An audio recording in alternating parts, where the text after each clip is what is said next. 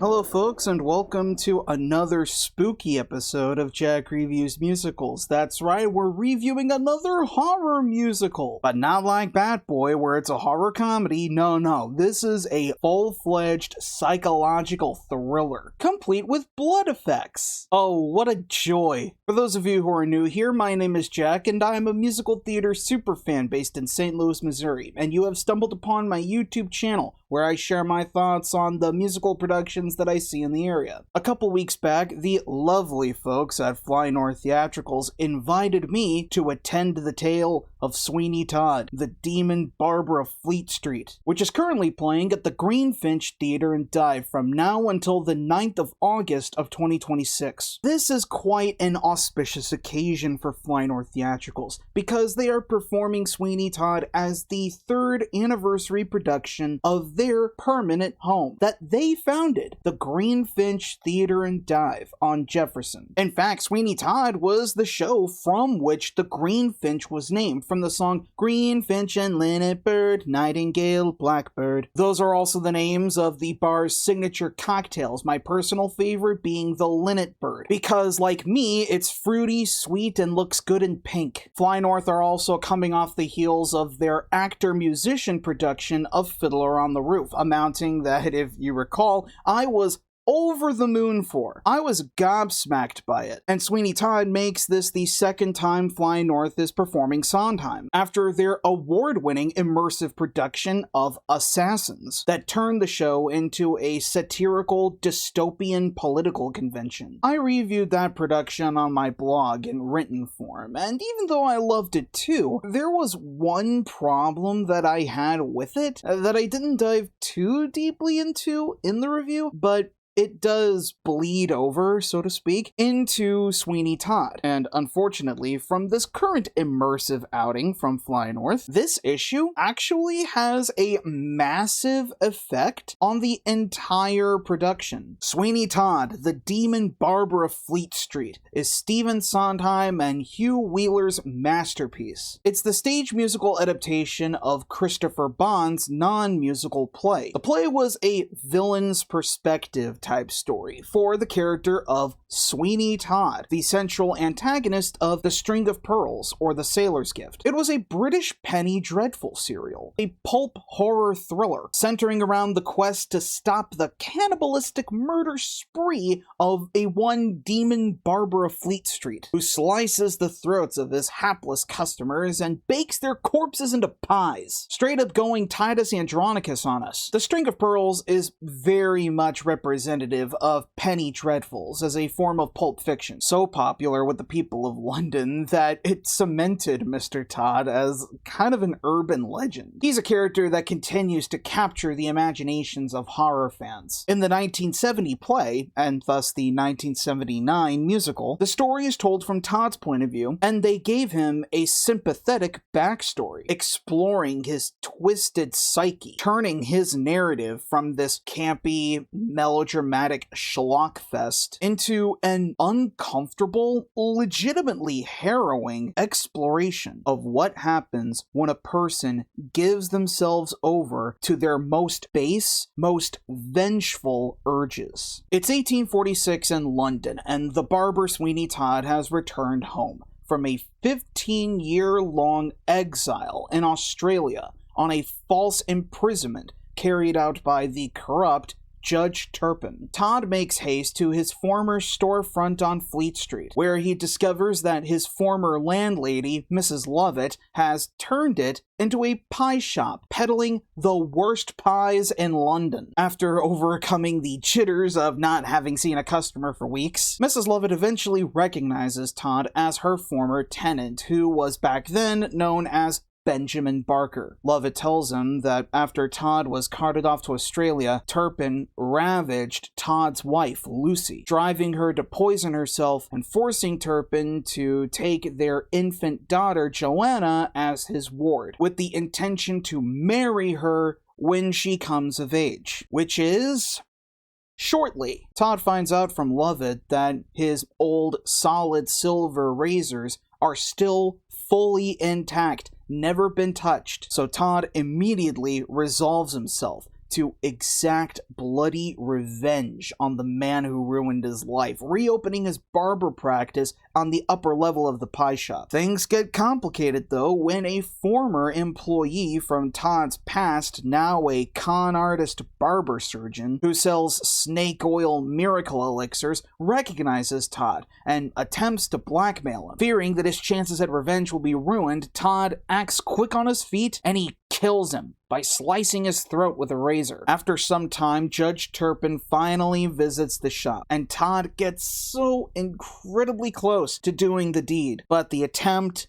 ends in failure, in a way that his chances are seemingly indeed ruined, and Todd suffers a complete breakdown, where he decides to kill not just Turpin, but the entirety of the great black pit that is London. Mrs. Lovett is inspired by Todd's thirst for blood and decides to become his accomplice, hiding the bodies by grinding them and baking them into her pies, that she then serves back to Fleet Street. They'll serve anyone, meaning anyone, and to anyone at all. Roped right along with them are Tobias Ragg, an urchin who was the ward of the con artist, and Anthony Hope, the young sailor that brought Todd home, who has fallen in love with Joanna and plans to rescue her from her arranged marriage to Turpin, increasing Todd's chances of seeing her again. But all the while, the major characters are tormented by a crazed beggar woman wandering Fleet Street, who turns out to actually have a much deeper connection to all of them than anyone could have ever thought possible. Sweeney Todd is an extremely high-stakes story that's dramatically complex with a lot of moving parts to it. And I won't spoil a ton of it for you, suffice it to say you do need to experience Sweeney Todd live for yourself just to feel the shock and terror that it evokes. And Stephen Sondheim's score is some of the most dense and most continuous that I've seen from him. There's a soaring operatic quality to the music, and Hugh Wheeler's book too. It's often considered one of the best marriages of score to book ever arranged for the musical stage. But for often as it's staged as a concert or a big opera piece, Sondheim always wanted to see Sweeney Todd be done as a chamber musical, performed on a small scale with immersive staging that scares and unsettles the audience. There have been major revivals in New York that have attempted this to varying degrees of success, like the 2005 Actor-Musician Revival and the 2017 Dinner Theater Revival. God, imagine what that must have felt like for the audience. And Fly North definitely takes advantage of the Greenfinch's small capacity to present their Sweeney Todd with a creepy, liminal atmosphere. The interior of the black box space was painted up to have bare plaster walls, wood paneling. There's a platform on stage left with trapdoor compartments used for Todd's dark needs, and stark white curtains suspended on rods that are both upstage and in the theater's entryways. And like I said at the beginning, there are blood effects in this production, and by the time I attended the show, they've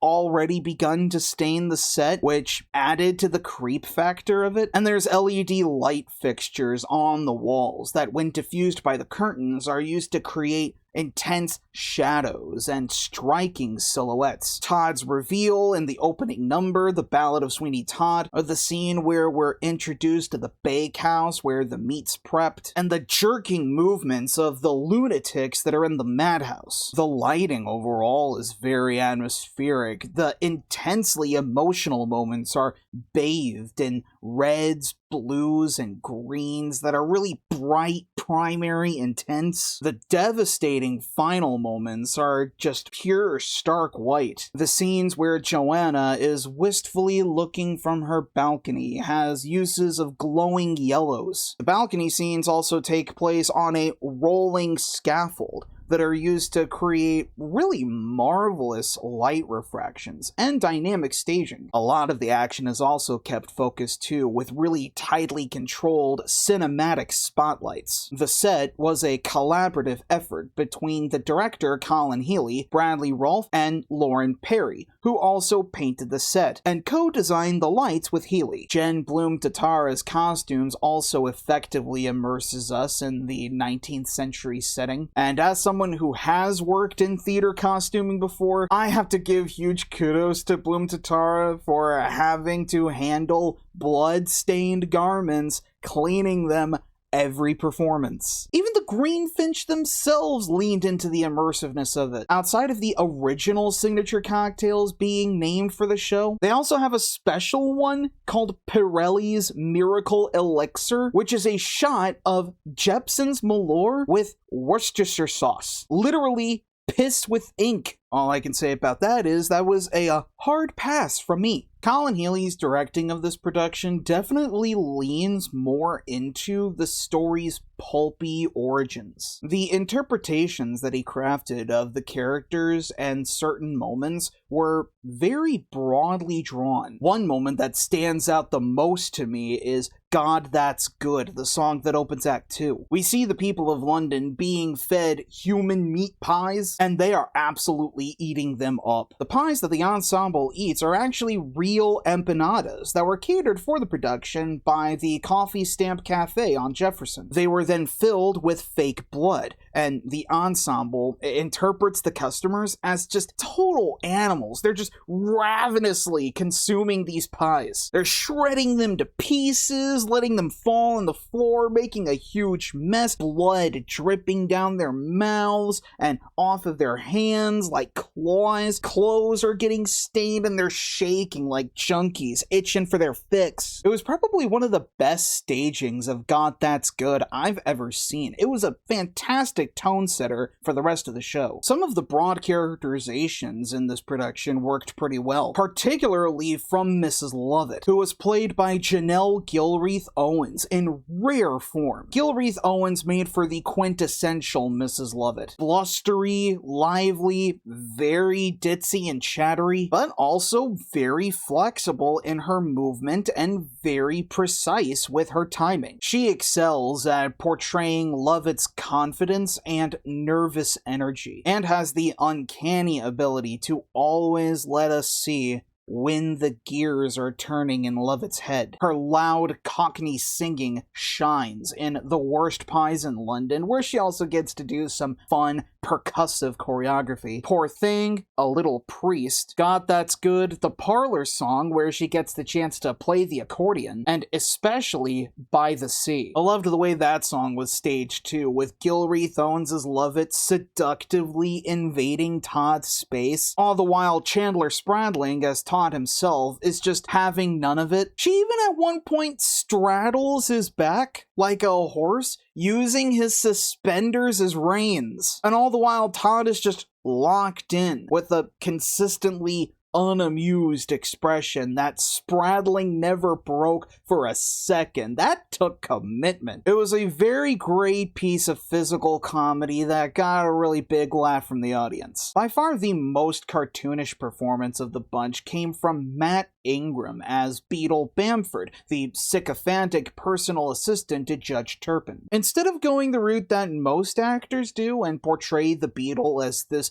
mean-mugging, intimidating lug, Ingram turns the Beadle into a sniveling weasel with serpentine movements, lecherous mannerisms, a nasally voice with elongated vowels. He also fixes his face to be very angular, with a toothy grin and eyes like the Beatles. Ingram very much gave us a snidely whiplash, twirling the mustache portrayal of Beadle Bamford. It was a performance that just made us love to hate him. He even gets to hijack Lovett's accordion during the Parlor Song, and he played it just as well. Ingram's interpretation of the character also pairs well with the comparatively subtle performance of Ken Holler as Judge Turpin, especially in the song Ladies and Their Sensitivities, which plays in counterpoint with Kiss Me, the duet between the young lovers Joanna and Anthony. Nathan Hackenworth was also a standout as Adolfo Pirelli, king of the Barnabas, the con artist who was trying to blackmail Todd. Pirelli's flamboyance as the showboating peacock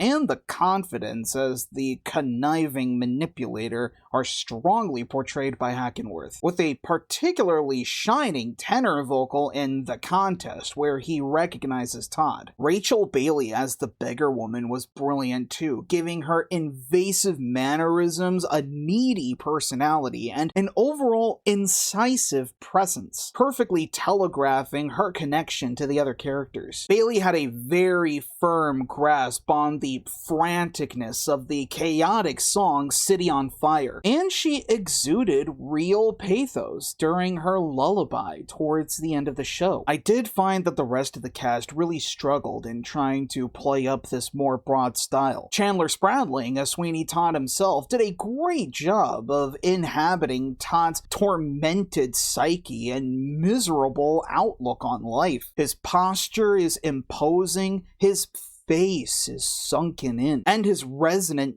baritone voice perfectly communicates the years of hell that he went through, and the determination of Todd to make the city of London pay for that with their blood. Spradling's performance on the more subtle songs, like No Place Like London, and his part in the Act 2 Joanna Quartet embodied that aspect of the character very, very well. But those were the moments when Spradling was being more subtle, and the moments when Todd becomes the madman of the original Penny Dreadful, like in his breakdown song Epiphany. And the show's finale, Spradling's voice and his movement were kind of lacking in that sort of righteous fury and overwhelming sense of profound sadness that we should be feeling from Todd in those moments. The descent into madness, as it were, definitely felt a bit rushed, but I did like Spradling's chemistry with Janelle Guillory Thowens as Mrs. Lovett, and their contrasting energies made them really great, really engaging scene partners. Ken Holler as Judge Turpin, I think, could have been more effective if he portrayed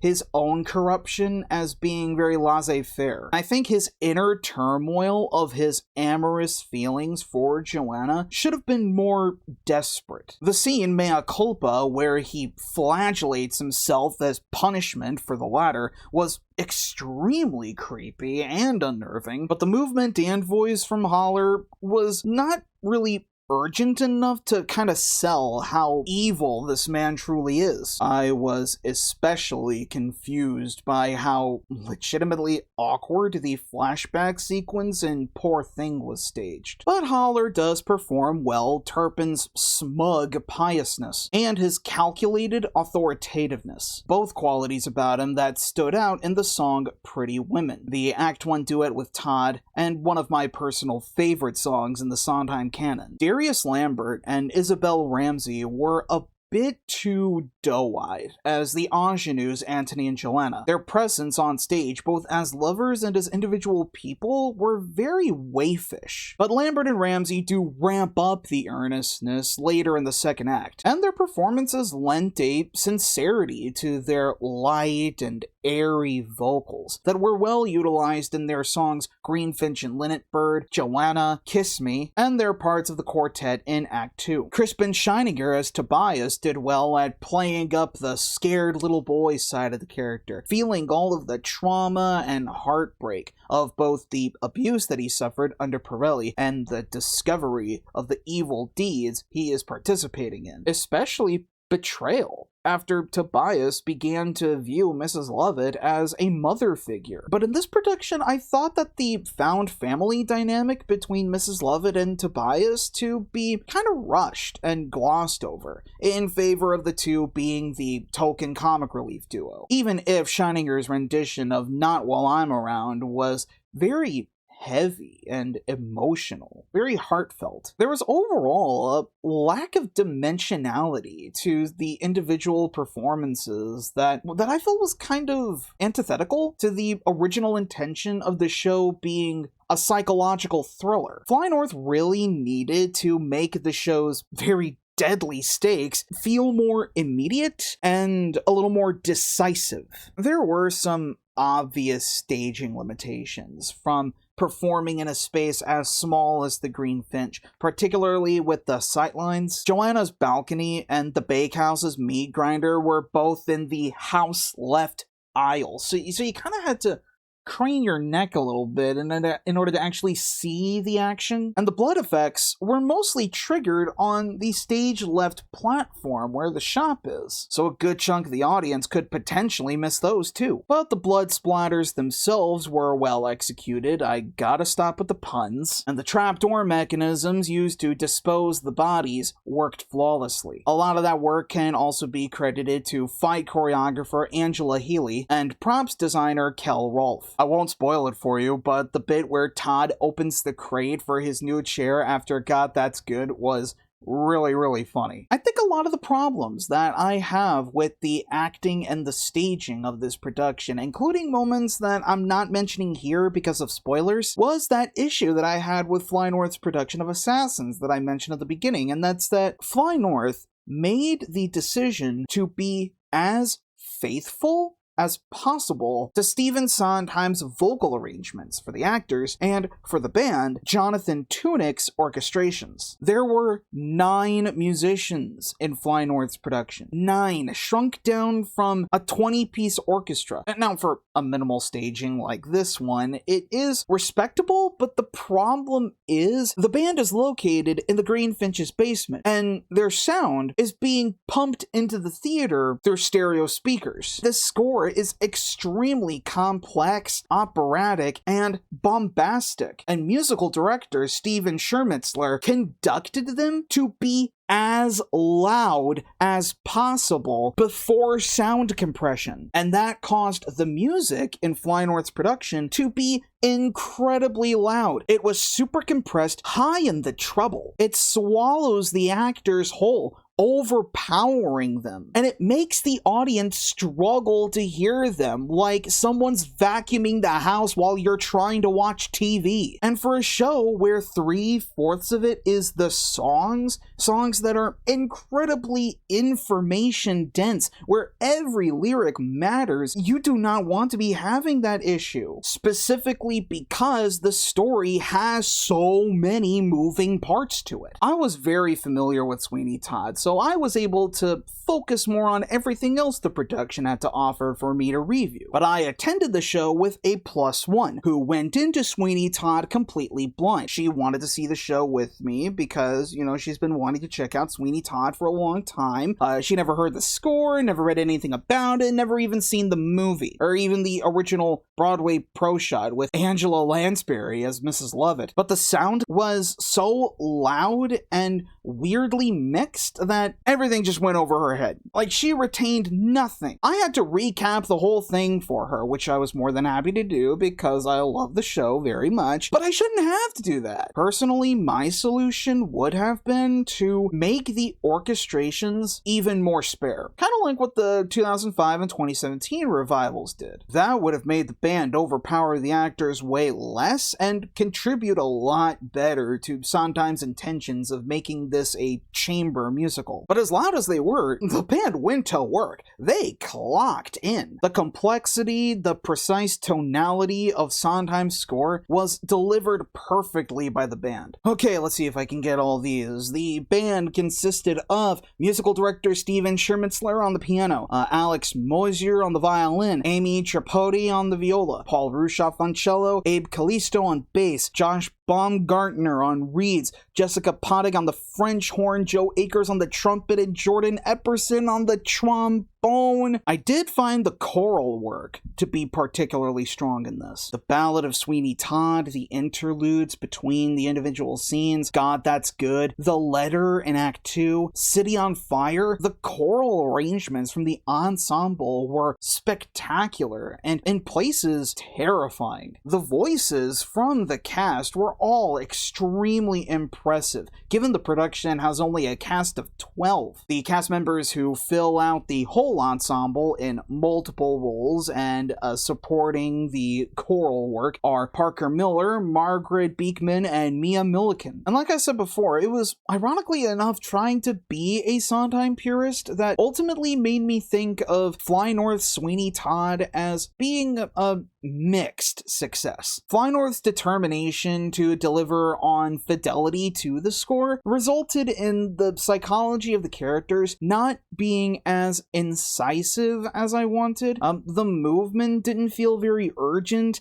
and the music was not as liminally stripped down as I wanted. I really wanted this to be extremely eerie and unsettling. But what I got was bombast in a space that wasn't really made for it. This probably should not be your introduction to Sweeney Todd if you're going into it blind. I would only suggest it if you're dead set on seeing Sweeney Todd right now, or if you're just flat out curious. But if you are a fan of Sweeney Todd like I am, there is a lot to really like about Fly North's production. Interpretations of characters in certain moments and songs and scenes were very unique from any production that I have seen, to the point that I want other mountings to replicate them in the same way. The individual singing and choral work is spectacular, as is expected from Fly North Theatricals, and the creative vision is really admirable. An intimate, close-quarters chamber horror story, and the stark visual style, and how closely compact everything is,